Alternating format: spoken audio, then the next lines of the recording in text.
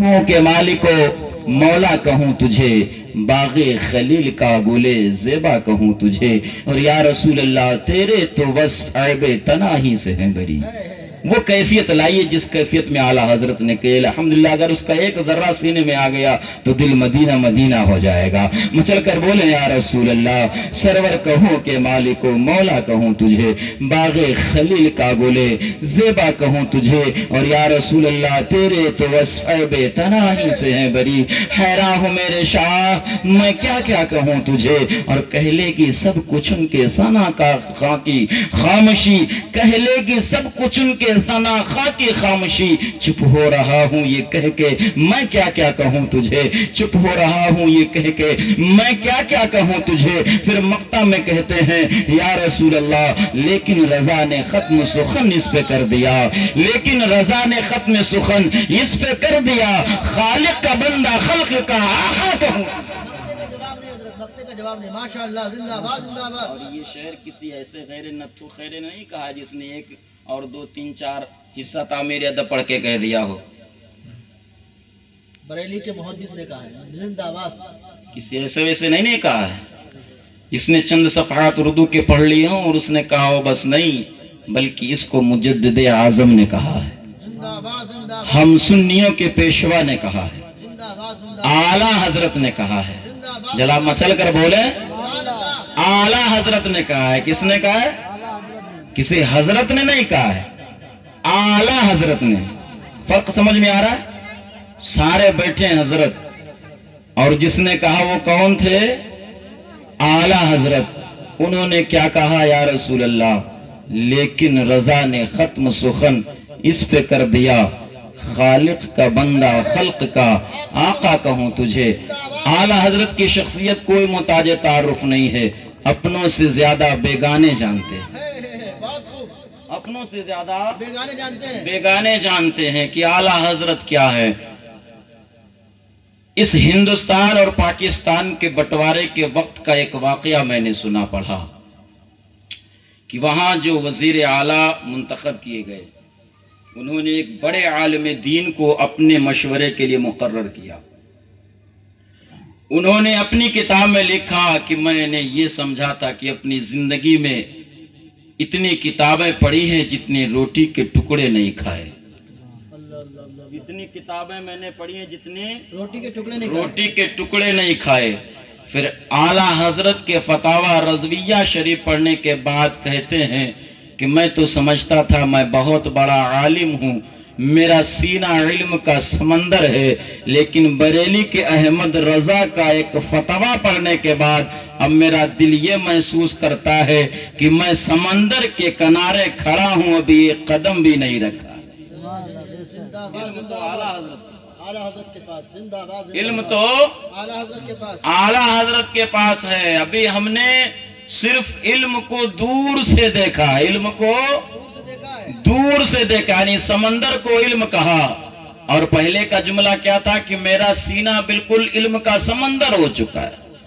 इतनी रोटियां नहीं खाई जितने सफहात मैंने किताबों के पढ़े हैं, लेकिन फतावा रज़विया का मुताला करने के बाद वही आलिम लिखते हैं कि मुझे ये महसूस होता है कि अभी इल्म का एक छींटा मुझे नहीं लगा है, मैंने कदम तक इल्म के समंदर में नहीं रखा, अभी बाहर खड़े होकर सिर्फ नजारा देख रहा हूं। तो वो इल्म के समंदर आला हजरत ने इस बात को कहा, लेकिन रजा ने खत्म सुखन इस पे कर दिया, खालिक का बंदा खल्क का आका कहूँ तुझे। हजरात ये नबी की महफिल है कि नहीं है? और नबी के दीवाने यहाँ बैठे हुए हैं। एक शेर मेरे जहन में गूंज रहा था, हजरत आपसे बार बार कह रहे थे, तो मैं कह रहा था ये नबी का जिक्र हो रहा है, नबी के आशिक बैठे हैं, लेकिन हालत इतनी कमजोरी है जो उस वक्त मेरे जहन में शेर आ रहा था कि मिजाजे वक्त का मौसम बदलने लगता है। वाह वाह वाह। मिजाजे वक्त का मौसम बदलने लगता है। मिजाजे वक्त का कारी साहब कुबला, मिजाजे वक्त का मौसम बदलने लगता है, अंधेरा चीर के सूरज निकलने लगता है। मिजाजे वक्त का मौसम बदलने लगता है, अंधेरा चीर के सूरज निकलने लगता है। अजीब आप हैं, خاموش ہو کے بیٹھے ہیں. عجیب آپ ہیں, ارے دور ہو کے بیٹھے ہیں. عجیب آپ ہیں, محفل سے دور بیٹھے ہیں. ارے نبی کے ذکر سے پتھر پگھلنے لگتا ہے. نبی کے ذکر سے تو پتھر پگھلنے لگتا ہے. اور ایک شاعر نے کہا تھا کہ مشکل جو راستے تھے آسان ہو گئے. اب بھی اگر آپ تڑپ کر نہیں بولیں گے تو ہم سمجھیں گے اب بھی آپ کے اندر مزاج نہیں بدلا ہے آپ کا. محبت سے ہاتھ اٹھاؤ, شرمانا چھوڑو. ہم سے زیادہ شرم کرنے والا کون ہے؟ لیکن نبی کی بات آئے تو اس میں کوئی شرم کی بات نہیں ہے. یہ تو عاشقوں کے عشق کا ثبوت دیا جاتا ہے یہاں پہ کہ نبی سے کون کتنی محبت کرنے والا ہے. ارے کربلا کا میدان نہیں دیکھا؟ اتنے پیاسے رہے لیکن ان کے بازو نہیں تھکے, اور تم چند سردی کے موسم میں ایسے سمٹ گئے ہو جیسے لگتا ہے کہ جان میں جان ہی نہیں. ارے نبی کے عشق کی گرمی یہ ہے, آپ دیکھیں کہ نبی کے ذکر سے پتھر پگھلنے لگتا ہے. اور مشکل جو راستے تھے سب آسان ہو گئے. تڑپ کر بولے تھوڑی دیر. مشکل جو راستے تھے آسان ہو گئے. اگر ایسا ماحول بنائیں گے تو انشاءاللہ یہ کہنے پر زمانہ مجبور ہو جائے گا. مشکل جو راستے تھے سب آسان ہو گئے, اور دشمن بھی یہ دیکھ کے حیران ہو گئے. مشکل جو راستے تھے سب آسان ہو گئے, دشمن بھی یہ دیکھ کے حیران ہو گئے. اور رکھا میرے نبی نے دنیا میں جب قدم, پتھر بھی کلمہ پڑھ کے مسلمان ہو گئے. پتھر بھی کلمہ پڑھ کے مسلمان ہو گئے. زندہ باد زندہ رکھا باد. میرے نبی نے دنیا میں جب قدم, پتھر بھی کلمہ پڑھ کے مسلمان ہو گئے. تو سمجھو اپنے آپ کو, اور سمجھو اپنی آقا کی عظمت و رسالت کو. حضرات یہ نبی کی محفل ہے, میں بات شروع کرنے کا مزاج بنا رہا ہوں. کہاں سے میں شروع کروں سمجھ میں کچھ نہیں آتا کہ چھیڑو داستاں کیسے. سمجھ میں کچھ نہیں آتا کہ چھیڑو داستاں کیسے. ہنساؤں تو بغاوت ہے, رلاؤں تو بغاوت ہے. لیکن حضرات دل جمعی کے ساتھ بیٹھیں, انشاءاللہ ہم شروع کرتے ہیں. یہ نبی کی محفل ہے اور آپ نبی کے عاشق ہیں. اس مزاج کے ساتھ آپ بیٹھیے گا تو انشاءاللہ بات بھی اچھی لگے گی اور ثواب بھی زیادہ ملے گا. اس محفل کی اگر عظمت ان کو معلوم ہوتی جو دور بیٹھے ہیں تو یہ دور نہ ہوتے, بلکہ جیسے ناچ گانوں کی محفلوں میں آج کا آدمی پہلے سے اپنا ریزرو کر لیتا ہے کہ یہاں پر ہم بیٹھیں گے, یہ میری جگہ رہے گی. ان کو دنیا کا دستور تو معلوم ہے لیکن نبی کی عظمت نہیں معلوم ہے, نبی کا عشق نہیں معلوم ہے, نبی کا پاور نہیں معلوم ہے, نبی کی طاقت کا انہیں اندازہ نہیں ہے, ورنہ یہ محفلوں سے دور نہ ہوتے. حضرات اس وقت کو دیکھو جب حضرت موسیٰ کلیم اللہ علی نبینا علیہ الصلوۃ والسلام جنگل میں اللہ کی عبادت و ریاضت کر رہے تھے. ایک چرواہا گزرتا ہے, غور سے سنیے گا. وہ چرواہا اپنی زبان سے کہتا ہے اللہ اکبر, یعنی لفظ اللہ اکبر کو سن کر حضرت موسیٰ علیہ السلام مچل جاتے ہیں اور کہتے ہیں کہ تو نے کیا کہا, میرے رب کا نام لیا؟ تو کہا ہاں میں نے تیرے رب کا نام لیا, میں نے اپنے رب کا نام لیا. اللہ اکبر کہا, ایک کہا کہ ایک مرتبہ اور کہہ دے, ایک مرتبہ اور کہا ایک مرتبہ اور کہہ دے, ایک مرتبہ اور کہا. یعنی وہ صرف لفظ اللہ اکبر کہتا جا رہا تھا, حضرت موسیٰ مچلتے جا رہے تھے. یہاں تک کہ آپ کی کیفیت ایسے ہوئی کہ آپ نے اپنے تمام جسم کے کپڑوں کو اتار دیا, ستر چھپائے ہوئے تھے, اور اس وارفتگی کے ساتھ آپ مچل رہے تھے کہ ایسا لگ رہا ہے کہ لفظ اللہ اکبر کا ضرب ان کے سینے پہ اس قدر لگ رہا ہے کہ دنیا کے سارے حجابات اٹھتے جا رہے ہیں, خدا کا جلوہ نظر آتا ہے.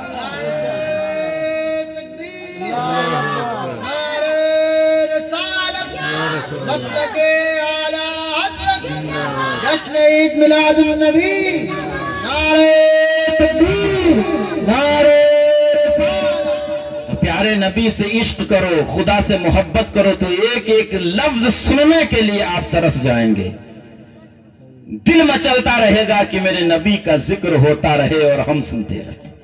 جسے تمہیں عشق ہے دنیا داری سے, دنیا داروں سے محبت ہے, آج دنیا کا ایک ذرا سا عہدہ رکھنے والا شخص اگر پتا چل جائے کہ آج ہمارے علاقے میں فلاں ایم اے صاحب آ رہے ہیں, فلاں MLA صاحب آ رہے ہیں، فلاں جو ہے وہ علاقے کے پردھان آ رہے ہیں، یا پتہ چل جائے کہ اس سے بھی زیادہ عہدہ رکھنے والا کوئی اور شخص آ رہا ہے، تو آپ اس کو دیکھنے کے لیے اس طرح جڑ جاتے ہیں، اس طرح امڑ پڑتے ہیں کہ تاکہ کل ہمیں دنیا میں اگر کوئی مصیبت آئے تو ہم جا کر کے ان کی دربار میں حاضر ہو جائیں اور کہیں کہ ہم وہ ہیں جو آپ کے ریلی میں شرکت کیا کرتے تھے، ہم وہ ہیں جو آپ کے لیے ووٹ مانگا کرتے تھے،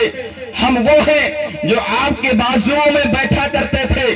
حضرات، دنیا کی مصیبتوں سے بچنے کے لیے دنیا دار کے عہدہ داروں کو آپ اس قدر ترجیح دیتے ہیں، یقین رکھیے کہ اگر اس محفل رسول میں آ کر آپ نبی کی محبت میں اس سردی کے موسم میں بیٹھے رہے اور نبی کا ذکر سنتے رہے، نبی کا ذکر سن کر یا رسول اللہ کی صدا بلند کرتے رہے، تو جب آپ کا اس دنیا سے انتقال ہوگا، قبر کی وادی میں آپ پہنچیں گے اور بڑے بڑے دانتوں والے فرشتے جب آپ کو جھنجھوڑ کر اٹھائیں گے اور آپ سے بڑے سخت لہجے میں جب وہ سوال کریں گے، تو آپ کے دل میں یہ بات آئے گی کہ کاش آج گنبد خضرا کے مکی میرے قبر میں تشریف لے آتے تو ہمارا سینہ جو ہے خوشیوں سے جھوم جاتا اور ہم یہ عرض کرتے یا رسول اللہ آپ تشریف لائے تو ہمارا بیڑا پار ہو جائے۔ نعرے رسالت، مسلک اعلی حضرت، جشن عید میلاد النبی، خطیب اہل سنت، نعرے تکبیر، نعرے رسالت۔ تو حضرات یقین جانو، دل میں اس بات کو جگہ دے دو کہ آج کا ہمارا یا رسول اللہ کہنا انشاءاللہ اس دنیا کی مصیبت کو بھی دور کرے گا اور قبر و حشر میں آنے والی پریشانیوں کو بھی دور کرے گا۔ اسی لیے کسی نے کہا تھا یا رسول اللہ کے نعرہ سے ہم کو پیار ہے، یا رسول اللہ کے نعرہ سے ہم کو پیار ہے، جس نے یہ نعرہ لگایا اس کا بیڑا۔ تو آپ اس میں شرمائیے نہیں، یا رسول اللہ کثرت سے پڑھی۔ اعلیٰ حضرت نے کہا تھا دشمن احمد پہ شدت کیجئے، دشمن احمد پہ شدت کیجئے، ملحدوں کی کیا مروت کیجئے، اور غیظ میں جل جائے بے دینوں کے دل، یا رسول اللہ کی کثرت کیجئے اور کیجئے چرچا انہی کا شبہ حسام، جانے کافر پر قیامت کیجئے۔ حضرات محترم، یا رسول اللہ پڑھنا یہ بہت بڑے ثواب کا کام ہے۔ ابھی حضرت بیان کر رہے تھے، نعتیں پڑھی جا رہی تھی، حضرت نے نعت پڑھتے پڑھتے ایک جملہ کہا اور وہ صلی اللہ علیہ وسلم کتنے اچھے انداز میں پڑھا۔ دیکھیے کلام ایک ہوتا ہے لیکن پڑھنے والے انداز بدل بدل کر پڑھتے رہتے ہیں تو ایمان کو ایک حرارت ملتی رہتی ہے، روح تازہ ہوتا رہتا ہے۔ اسی چیز کو ہم پڑھتے ہیں تو اتنا مزہ نہیں آتا، لیکن جب کوئی اچھی آواز والا اپنے بہترین انداز میں پڑھتا ہے تو دل جھوم جاتا ہے نا، سبحان اللہ۔ تو بہرحال درود پڑھنے کی بہت فضیلت ہے۔ اب میں ان تمام باتوں کو صرف ایک بات درود پاک کی، اس لیے کہ میں اکثر تقریر کرتا ہوں حضرت اور دیکھتا ہوں رزلٹ کچھ بھی نہیں آتا، اور ہم ہی نہیں بڑے بڑے علماء ہم کیا ہیں ان کے تلووں کی خاک ہیں، لیکن آج قوم پر اس کا اثر 10% بھی نہیں ہو رہا ہے۔ تو لہٰذا ہمیں ضرورت ہے آج اپنے آپ کو بدلنے کی۔ میں نے ایک مزاج بنایا ہے کہ آج تقریریں الحمدللہ بہت ہو رہی ہیں اور انشاءاللہ صبح قیامت تک ہوتی رہیں گی، لیکن ایک بات میں اپنے ذہن کے مطابق جو قوم کے درمیان رہ کر ہم نے اپنی زندگی میں سیکھا ہے، وہ میرے دل کا درد یہ ہے کہ آج ہر انسان ایک دوسرے کے گریبان میں جھانک رہا ہے، ایک دوسرے کے گریبان میں جھانک رہا ہے۔ قاری شرف الدین صاحب ہم کو دیکھ رہے ہیں یہ کیا کر رہے ہیں، ہم ان کو دیکھ رہے ہیں یہ کیا کر رہے ہیں، آپ ان کو برا کہہ رہے ہیں، یہ آپ کو برا کہہ رہے ہیں۔ ایک ماں بہنیں جب بیٹھتی ہیں ایک دوسرے کی برائی کرتی ہیں، ایک دوسرے کی غیبت کرتی ہیں، اس سے ماحول بدلنے والا نہیں ہے، اس سے ماحول سنورنے والا نہیں ہے، اس سے ماحول میں انقلاب آنے والا نہیں ہے۔ میں نے جو ایک ریسرچ کیا ہے اور اس کے جس نتیجہ پر پہنچا ہو تو دراصل معاملہ اب یہاں تک آیا ہے میری ذہن کے مطابق کہ اب ہم ان کا دیکھنا کم کر دیں، بلکہ ضرورت اس بات کی ہے کہ ہم اپنی گردن کو جھکا کر اپنی گریبان میں جھانکنا شروع کر دیں کہ صبح سے لے کر شام تک ہم کیا کرتے ہیں، شام سے لے کر صبح تک ہم کیا کرتے ہیں، کتنے ہمارے کاموں سے ہمارا رب راضی ہوتا ہے، کتنے ہمارے کرتوتوں سے ہمارا رسول ناراض ہوتا ہے۔ پیارے، اگر ہم نے یہ عمل بنا لیا بجائے دوسروں کی خامیاں تلاش کرنے کے، اگر اپنی خامیوں پر نظر کیا تو وہ دن دور نہیں ہے کہ انشاءاللہ ہماری زندگی میں انقلاب بھی آئے گا اور ہمارے اس طرز عمل میں جو ہے وہ بھی ایک نیا چاند لگ جائے گا، ہمارے راستے بھی آسان ہو جائیں گے۔ زندہ باد، زندہ باد۔ انشاءاللہ یہی مزاج بناؤ، کسی کی برائی نہ کرو، ایک دوسرے کی غیبت نہ کرو، یہ بہت بڑا گناہ ہے۔ صرف اپنے آپ کو دیکھو، اپنے آپ کو دیکھو کہ صبح سے لے کر ہم نے کتنے گناہ کیے ہیں، شام سے لے کر صبح تک ہم نے کون سا عمل کیا ہے، کتنی باتوں سے ہمارے مرنے کے بعد ہم کو فائدہ ملے گا اور کتنی باتوں سے ہمیں عذاب ملے گا۔ اس لیے کہ مرنے کے بعد کوئی رشتہ دار کام نہیں آئے گا، کوئی بھائی بندہ آپ کے کام نہیں آئے گا۔ شاعر نے کہا تھا کہ کہا احباب نے دفن کے وقت وہاں کا حال ہم کیوں جانے، دل پر نوٹ کیجئے گا، کہا احباب نے دفن کے وقت وہاں کا حال ہم کیوں جانے، لحد تک آپ کی تعظیم کر دی، لحد تک قبر تک آپ کی تعظیم کر دی، اب آگے آپ کے اعمال جانے، اب آگے آپ کے اعمال جانے۔ تو لہٰذا اپنے آپ میں تبدیلی لاؤ، اپنے آپ میں بدلاؤ پیدا کرو اور خود یہ سوچو کہ مرنے کے بعد ہمارا حشر کیا ہوگا، ہمارا قبر ہمارے لیے جنت کے باغوں میں سے ایک باغ بنے گا یا جہنم کے گڈھوں میں سے ایک گڈھا بنے گا۔ یہ کسی اور کی بات نہیں، یہ حدیث ہے۔ علماء سے پوچھئے، میرے نبی نے فرمایا کہ یہ قبر تمہاری جنت کے باغوں میں سے ایک باغ ہے یا جہنم کے گڈھوں میں سے ایک گڈھا ہے، اب اسے چننا تمہیں ہے۔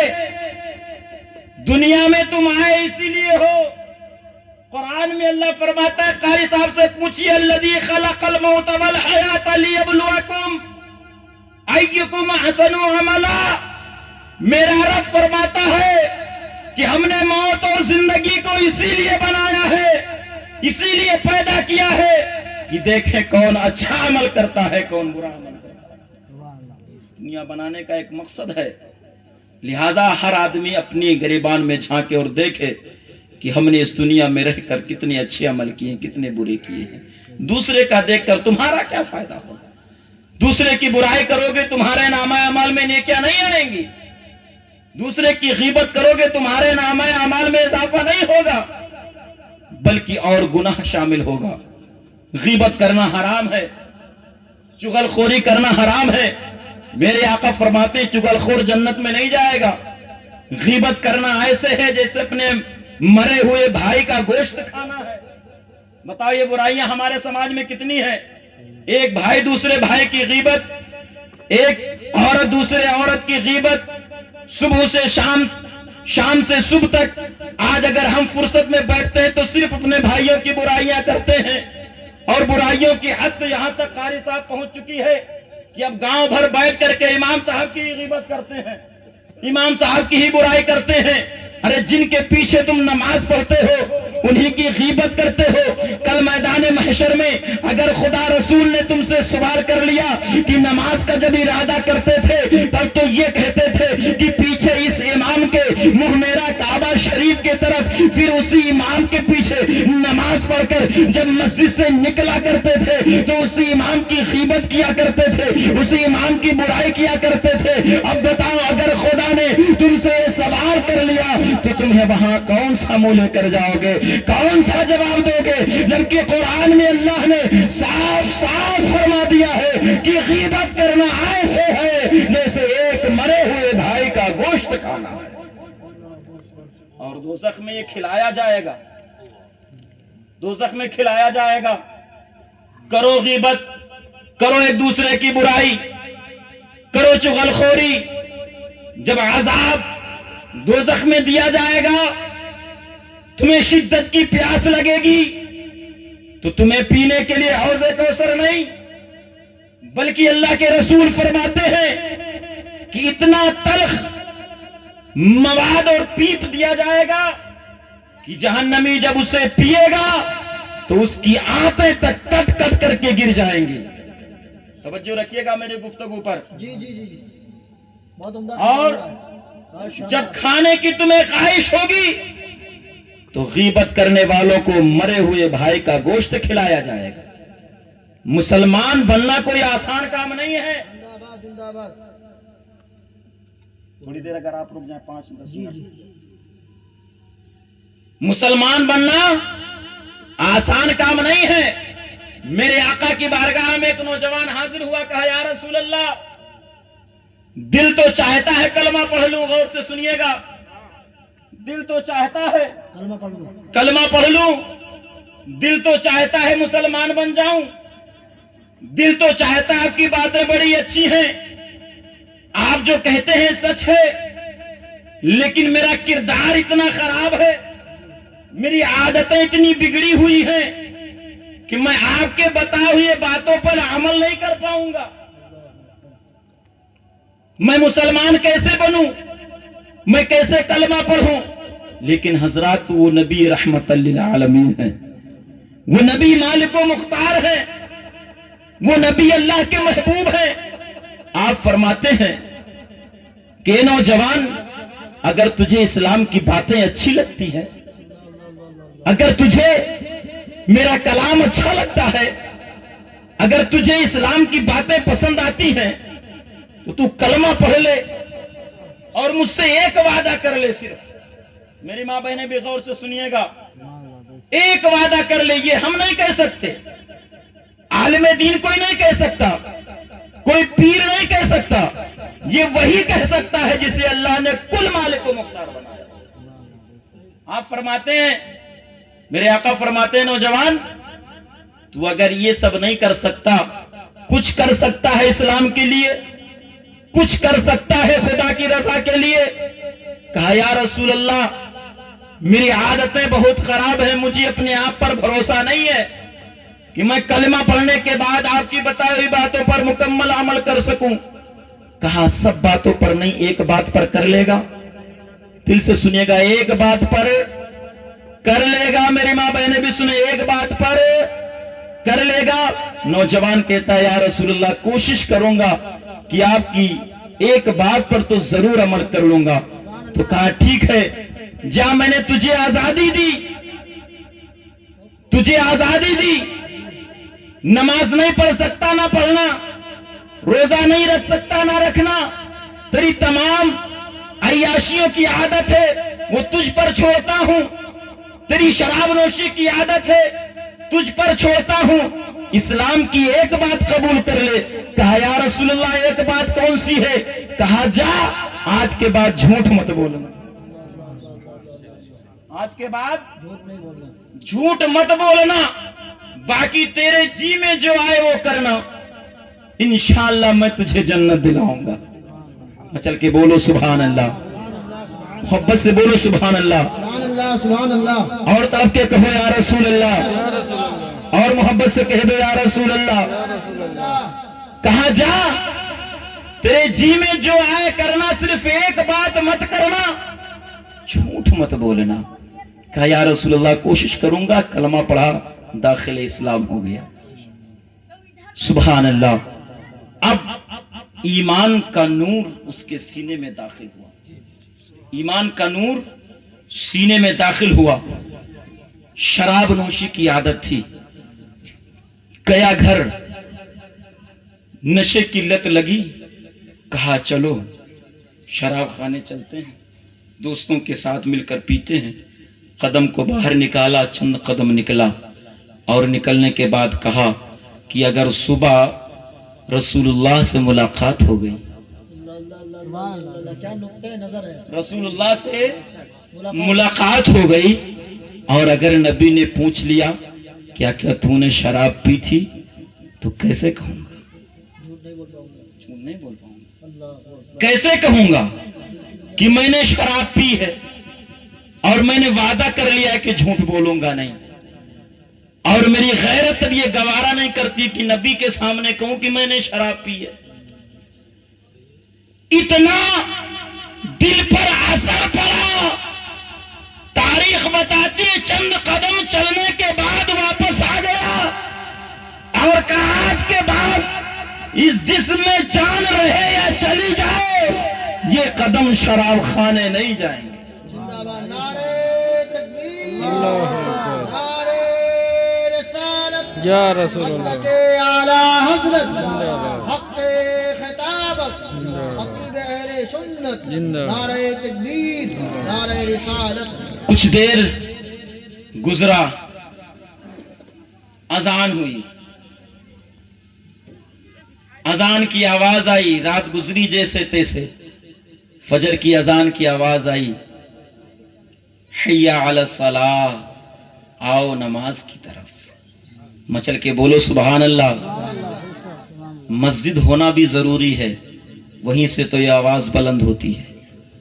ہم نے سنا اس گاؤں میں مسجد ہی نہیں ہے، اللہ توفیق عطا فرمائے، دعا کرتے ہیں کہ اللہ تعالیٰ اس مسجد میں بھی، اس گاؤں میں بھی اپنا مقدس پاکیزہ گھر بنانے کی کہیں توفیق عطا کرے۔ آمین آمین۔ حضرات اذان آئی، آواز کانوں تک پہنچی، حی علی الصلاۃ، آؤ نماز کی طرف، حی علی الفلاح، آؤ کامیابی کی طرف۔ اس کے کان میں آواز گونجی، اور یاد رکھیے جب ایمان اپنی نورانیت کو پھیلاتا ہے تو یہ آوازیں بڑی اچھی لگتی ہیں، سبحان اللہ، یہ آوازیں بڑی اچھی لگتی ہے۔ بڑی اچھی لگتی ہیں۔ آج ہمیں اچھی کیوں نہیں لگتی؟ وجہ ہے، ایک کاریگر ہے، کھانا بہت اچھا پکاتا ہے، سنیں گے آپ، کھانا بہت اچھا پکاتا ہے، بہت اچھا پکایا، مٹیریل بھی بہت عمدہ تھا، کھانا بھی بہت اچھا پکایا، جماعت کھانے کے لیے حاضر ہوئی، سب لوگ کھانا کھا رہے ہیں، کہتے ہیں بہت اچھا ذائقہ ہے، بہت اچھا ٹیسٹ ہے، بنانے والے نے بڑا لذیذ بنایا، بڑا ذائقہ دار ہے۔ انہی میں ایک آدمی دھیرے آواز میں بولتا ہے اچھا نہیں لگتا ہے۔ ایک آدمی کیا بولتا ہے؟ اچھا نہیں لگتا ہے۔ سارے کھانے والے اس کا منہ دیکھ رہے ہیں، کس کا؟ جس نے کہا اچھا نہیں لگتا ہے۔ توجہ رکھیے گا، ایمان تازہ ہوگا انشاءاللہ۔ کہا اچھا نہیں لگتا ہے، تو کہا نہیں اچھا لگتا ہے۔ سب نے کہا کھانا کیسا ہے؟ بولے بہت اچھا ہے۔ بولے اس کو اچھا نہیں لگتا ہے، اچھا نہیں لگتا ہے، تو سب نے کیا کہا؟ ارے تیری طبیعت خراب ہوگی، طبیعت خراب۔ صحیح بات ہے، کیا؟ طبیعت خراب ہوگی، تیری طبیعت خراب ہوگی، علاج کرا لے۔ کھانا بڑا ذائقہ دار ہے، بڑا ٹیسٹ ہے اس کے اندر، بڑا لذیذ ہے، کھانے کی کمی نہیں ہے، تیری طبیعت میں کمی آ گئی ہے۔ زندہ باد، زندہ باد۔ توجہ کرو اپنے ایمان پر۔ آج ہمیں جب اذان کی آواز اچھی نہیں لگتی، نعت سننا اچھا نہیں لگتا، نمازوں میں دل نہیں لگتا، قرآن پڑھنے کی مہلت نہیں ملتی، تو خرابی ان اعمال میں نہیں ہے، خرابی تیرے ایمان کے اندر آ گئی ہے، تیرا ایمان کمزور ہو گیا ہے، تیرا ایمان بیمار ہو گیا ہے، تو اس کا علاج کرا لے۔ انشاءاللہ جب تیرا ایمان طاقتور ہوگا، نماز بھی بھی اچھی لگے گی، قرآن بھی اچھا لگے گا، اذان بھی اچھی لگے گی، سلام بھی اچھا لگے گا۔ نعرہ تکبیر، نعرہ رسالت، نعرہ رسالت، حق خطابت، زندہ باد زندہ باد۔ بہت عمدہ۔ یاد رکھو میرے قوم کے جیالو، میری ماں بہنوں، یہ آج کمی ہمارے ایمان کی ہے، کمی ہمارے اعمال کی ہے جو ہمیں یہ چیزیں اچھی نہیں لگتی، ورنہ اذان سن کر تو تڑپ جایا کرتے تھے۔ ہاں ایک بات اور ہے قاری صاحب، ایک بات اور ہے، وہ کیا ہے کہ آج اذان سن کر مسجد کی طرف جاتے ہوئے لوگ کم ملتے ہیں، مسجد کے دور جاتے ہوئے لوگ زیادہ ملتے ہیں۔ میں نے ایک بار تقریر کیا تھا یہاں حسن پور میں، قاری امیر الحسن صاحب تھے اور بھی علماء کرام تھے، تو میں نے کہا حضرت میں آپ کی اصلاح چاہتا ہوں، میرے ذہن میں ایک بات آتی ہے اور میں عرض کرنا چاہتا ہوں۔ تو میں نے عرض کیا، میں نے کہا حضور آج معاملہ کیا، میں امامت کرتا ہوں، میں دیکھتا ہوں مسجد کے صحن میں، مسجد کے چوکٹ پر، مسجد کے باہر دن بھر لوگ جڑے رہتے ہیں، اور جب اذان ہوتی ہے اٹھ کے وہاں سے چل دیتے ہیں، اٹھ کے چل دیتے ہیں حضرت۔ نوجوان بوڑھے پہلے تو مسجد کے دروازوں پر، چوکٹ پر، شہر میں باہر ارد گرد رہتے ہیں، لیکن اذان ہوتی ہے تو کہتے ہیں چلو اذان ہو گئی، چلتے ہیں۔ اب بتاؤ یہ کیا ہے؟ تو مجھے وہ جملہ، وہ حدیث یاد آتی ہے کہ میرے نبی نے فرمایا تھا وَنَادَى بِالْأَذَانِ، کہ جب شیطان کو دیکھو اذان پڑھو، اذان سن کر شیطان بھاگتا ہے، لیکن حیرت ہے آج کے مسلمان پر کہ اذان سن کر یہ مسلمان بھاگتا ہے۔ تو ہم شیطان تو تمہیں نہیں کہیں گے، اس لیے کہ اللہ نے انسان بنایا ہے، لیکن شیطانیت تمہارے اندر کتنی بھری پڑی ہے اس کا تمہیں اندازہ لگانا۔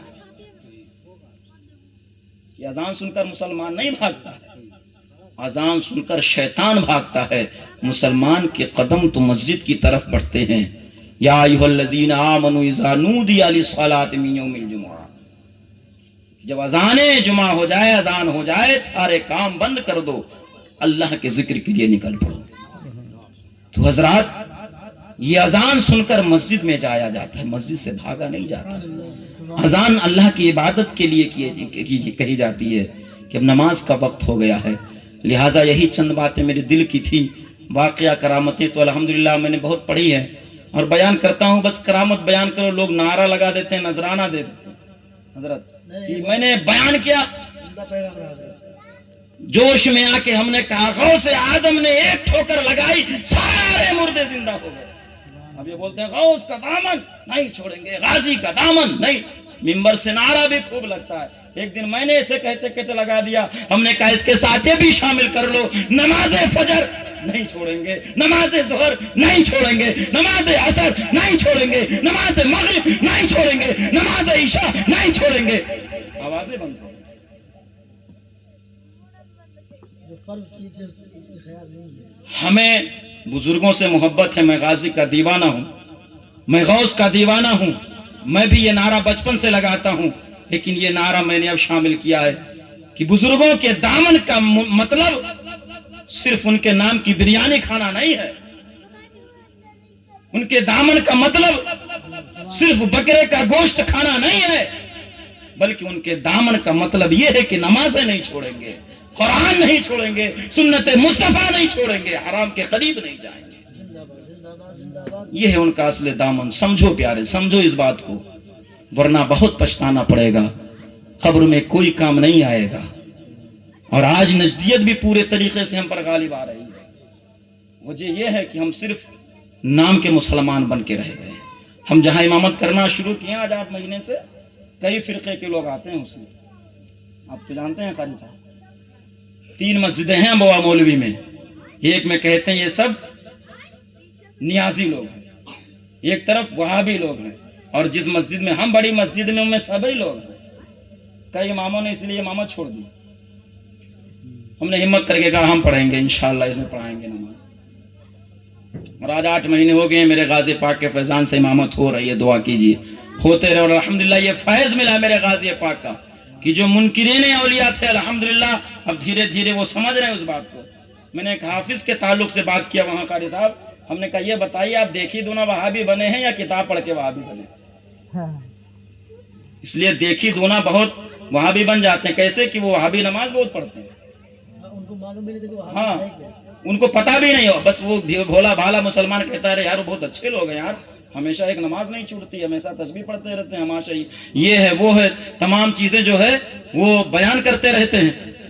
تو ہم نے کہا یہ بتاؤ صرف کردار دیکھ کر کے آپ اس میں شامل ہوئے ہیں یا کتاب دیکھ کر کے شامل ہوئے ہیں؟ توجہ دیجئے گا, کردار دیکھ کر کے شامل ہوئے ہیں یا کتاب دیکھ کر کے شامل ہوئے ہیں؟ آپ پہلے ان کی کتابوں کا مطالعہ کر لیجئے, اگر اس کے بعد تمہارا ضمیر گوارا کرے تو شامل ہو جائیے. ہم نہیں روکیں گے, آپ سے کچھ نہیں کہیں گے, ہم امامت کر رہے ہیں, امامت انشاءاللہ کرتے رہیں گے. تو حضرات کہنے کا مطلب یہ ہے کہ نجدیت ہم پر اس لیے غالب آ رہی ہے کہ ہمارے اندر نمازوں کا سلسلہ کم ہوتا جا رہا ہے نا. ہم دیکھتے ہیں کہ ہماری نمازیں چھوٹتی جا رہی ہیں, تو لوگ سمجھتے ہیں یہ لوگ لاپرواہ لوگ ہیں, ان کو خود نہیں پتا ہے, خود ان کو اہمیت نہیں ہے نماز کی, لہٰذا یہ دور ہوتے جا رہے ہیں.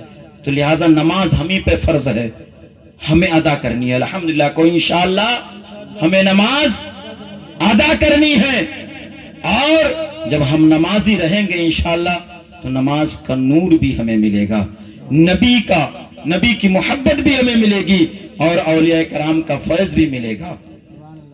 ایک شعر میں غازی پاک کی محبت میں پڑھتا ہوں, اس کے بعد سلام پڑھتا ہوں. محبت سے کہیں سبحان اللہ.